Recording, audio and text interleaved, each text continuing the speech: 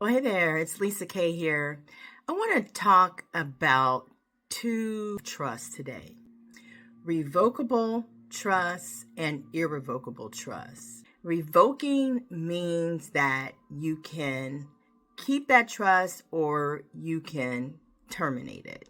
Some people say revocable or irrevocable. I'm going to say, for my comfort, I'm going to say revocable.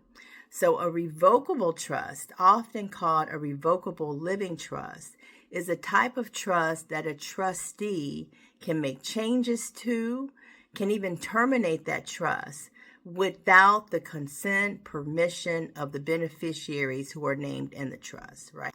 Now, when a trust is irrevocable, and some people say it this way, irrevocable, when a trust is irrevocable, then that means that generally the trustee of that trust can't just terminate that trust or make changes that affect the rights of the beneficiaries without their consent.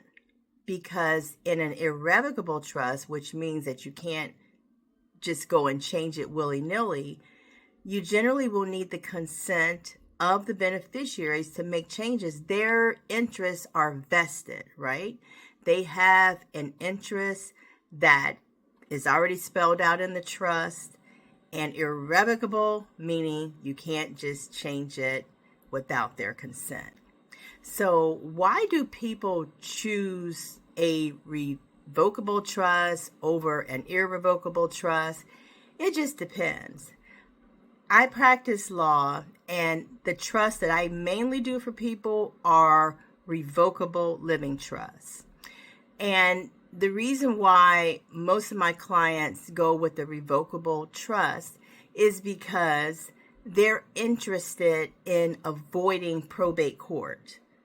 And that's what a revocable trust can do, right?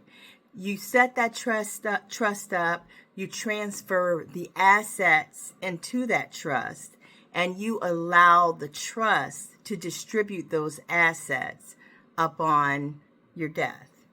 And so in that way, there is no court, there's no judges, there's no courtrooms, there's no courthouses.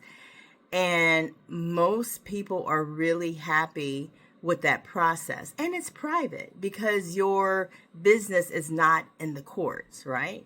So in that way, it's very private.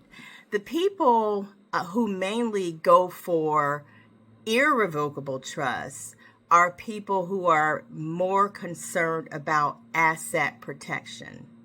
So it can go from basic to very complex when you're dealing with trust.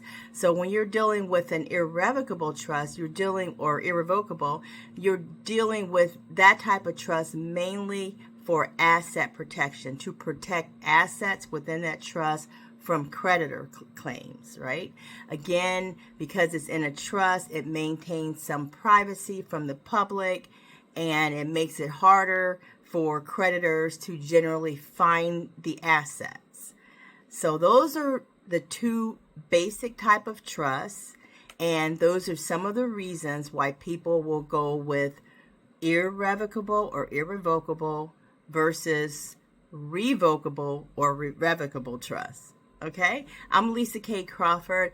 I am an attorney that practices probate administration and estate planning. If you have more questions about trust, I'd love to talk with you about your particular situation and why you're interested in a trust. And then I could better direct you or guide you from that point. And if you're watching this video on Learnbiz, the podcast, we thank you very much, and we hope that you will like, subscribe, share, and comment. Have a great day. Oh yeah, and don't forget to follow. Have a great day.